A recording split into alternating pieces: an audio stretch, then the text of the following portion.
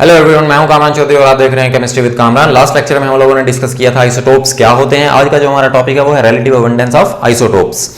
अब अगर अबंडेंस की मैं बात करूं, अबंडेंस का मतलब होता है क्वांटिटी। जब आप किसी भी चीज की लार्ज क्वांटिटी मींस के ज्यादा अमाउंट को जब आप डिस्कस करते हैं देन उस वक्त आप अबंडेंस का वर्ड यूज करते हैं। ठीक हो गया। अब रिलेटिव अबंडेंस क्यों बोल रहे हैं हम इसको? रिलेटिव अबंडेंस हम इसीलिए बोलते हैं क्योंकि आप डिफरेंट एलिमेंट्स के डिफरेंट आइसोटोप्स के परसेंटेजेस, उनके मैसेज को आपस में कंपेयर कर रहे होते हैं, उनको रिलेट कर रहे होते हैं कि एक एलिमेंट है उसके जो आइसोटोप्स हैं वो कितने कितने परसेंटेजेस होती हैं उनकी। ठीक है। सो इस वजह से हम रिलेटिव अबंडेंस ऑफ आइसोटोप्स का वर्ड यूज करते हैं। अब डिफरेंट एलिमेंट्स के जो आइसोटोप्स होते हैं उनकी अपनी एक नेचुरल अबंडेंस होती है, वो कुदरती तौर पर उनकी एक खास परसेंटेज होती है। आप जितने भी लिटरेचर में या जितने भी अपनी टेक्स्ट बुक्स में एलिमेंट्स पढ़ते हैं, उनकी प्रॉपर्टीज पढ़ते हैं, उनके केमिकल रिएक्शंस देखते हैं। ठीक है। अब वो जो एलिमेंट्स होते हैं वो आइसोटोप्स होते हैं जिनकी ज्यादा परसेंटेज होती है, मींस जो कि मोस्ट अबंडेंट होते हैं, जिनकी ज्यादा अमाउंट होती है। फॉर एग्जाम्पल मैं आपको एग्जाम्पल देता हूं। अगर आप हाइड्रोजन पढ़ते हैं, हाइड्रोजन की प्रॉपर्टीज को डिस्कस करते हैं, तो आपने छोटी क्लासेस में पढ़ा हुआ है हाइड्रोजन के 3 आइसोटोप्स होते हैं, प्रोटियम, ड्यूटेरियम और ट्रिटियम। तो आप जो हाइड्रोजन पढ़ते हैं, उसकी प्रॉपर्टीज पढ़ते हैं, उसके केमिकल रिएक्शंस देखते हैं, वो आप प्रोटियम की बात कर रहे होते हैं। ठीक है। क्यों? क्योंकि प्रोटियम जो हाइड्रोजन का आइसोटोप होता है उसकी परसेंटेज बहुत ज्यादा होती है, 99.9% पाया जाता है वो नेचुरली। ठीक है। एक टेक्निक होती है जिसको आप बोलते हैं मैस स्पेक्ट्रोमेट्री। ठीक हो गया। अब इस टेक्निक के थ्रू आप relative abundance of isotopes calculate करते हैं, मींस के उनकी मैसेज कैलकुलेट करते हैं, उनकी परसेंटेजेस कैलकुलेट करते हैं। राइट। अब इसको मैं डिफाइन कर देता हूं कि मास स्पेक्ट्रोमेट्री होती क्या है। ये बेसिकली एक ऐसी टेक्निक है that is used to calculate mass या mass to charge ratio of different isotopes।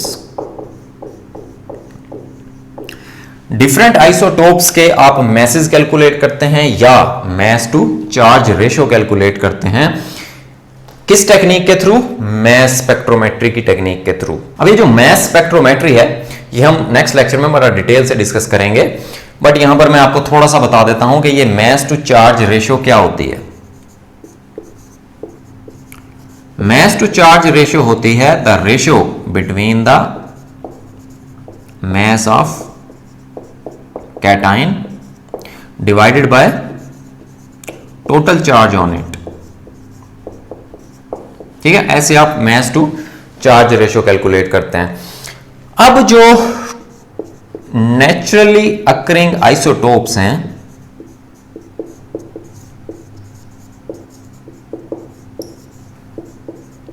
उनकी तादाद टोटल कितनी है?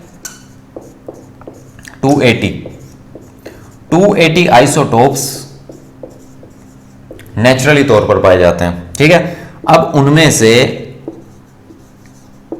रेडियो एक्टिव आइसोटोप्स कितने हैं?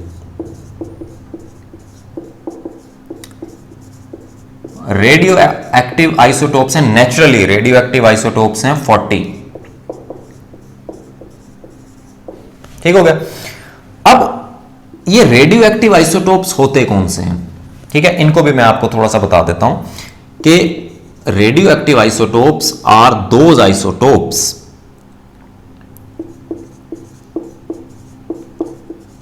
हैविंग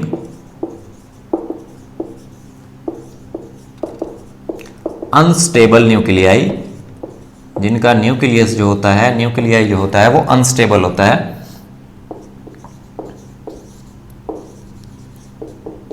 एंड दे एमिट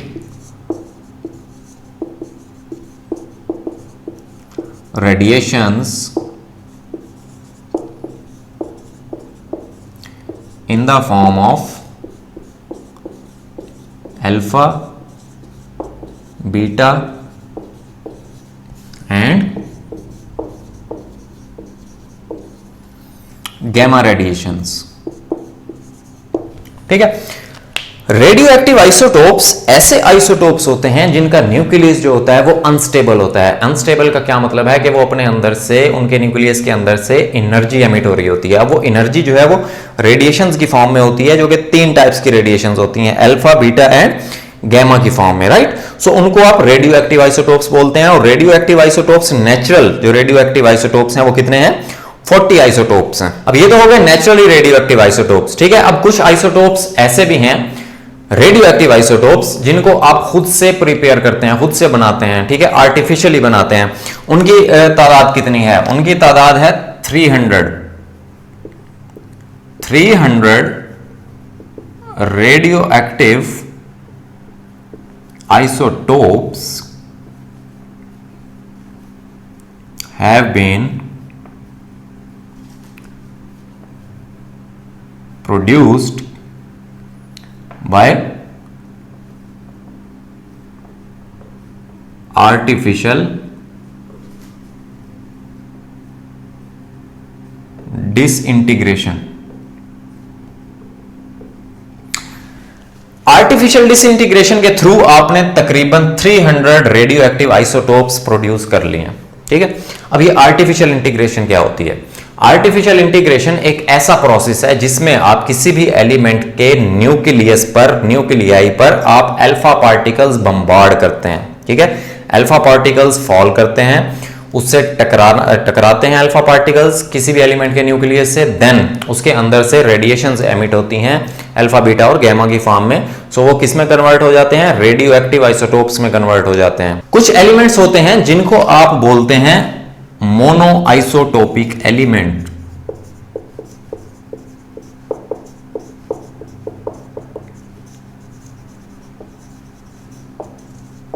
अब ये मोनो आइसोटोपिक एलिमेंट कौन से होते हैं? मोनो का मतलब होता है सिंगल, एक। ठीक है, कि those elements have only single isotope, कि ऐसे एलिमेंट जिनका एक ही आइसोटोप होता है उन्हें आप क्या बोलते हैं? मोनो आइसोटोपिक एलिमेंट बोलते हैं। फॉर एग्जाम्पल आर्सेनिक, इसी तरह फ्लोरीन, आयोडीन एंड गोल्ड। अब ये कुछ एग्जाम्पल्स हैं जो कि मोनो आइसोटोपिक एलिमेंट है। इट मींस कि इनका एक ही आइसोटोप है नेचुरली। ठीक हो गया। अब those elements having odd atomic number, ऐसे एलिमेंट्स जिनका एटॉमिक नंबर जो होता है वो क्या होता है? ऑड होता है।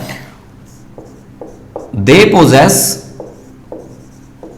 2 आइसोटोप्स, उनके मोस्टली 2 आइसोटोप्स होते हैं। ठीक है। ऑड एटॉमिक नंबर मींस कि जैसे वो नंबर्स, वो एटॉमिक नंबर जो कि 2 से डिवाइड नहीं होते, जैसे 1 3 5 7 9। ठीक है।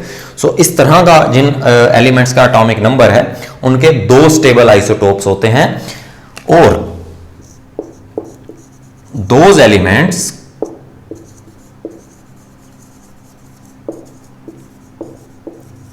Having even atomic number,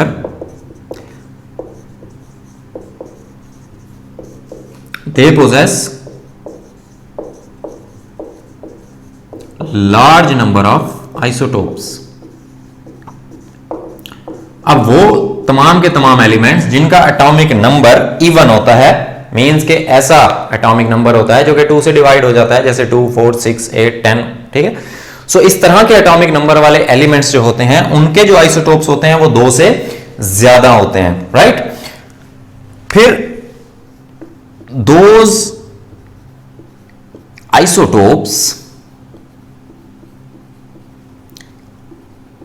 having mass number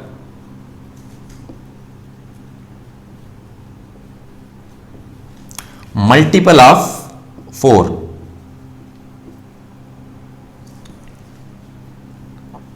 they are most abundant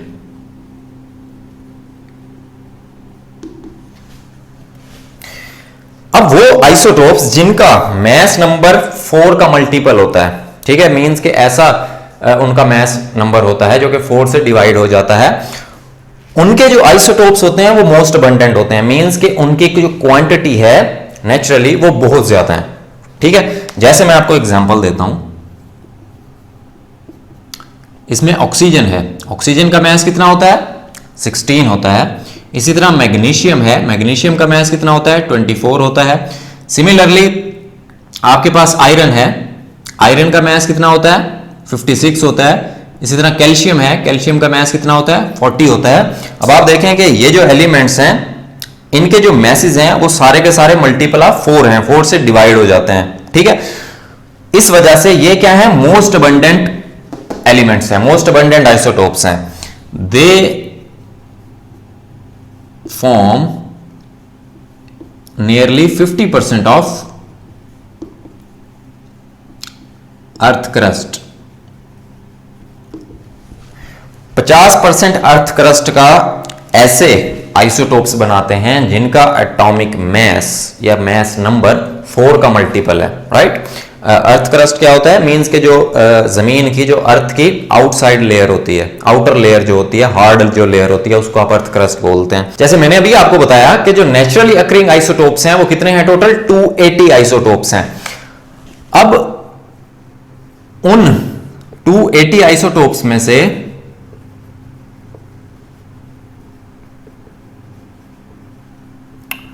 154 isotopes have even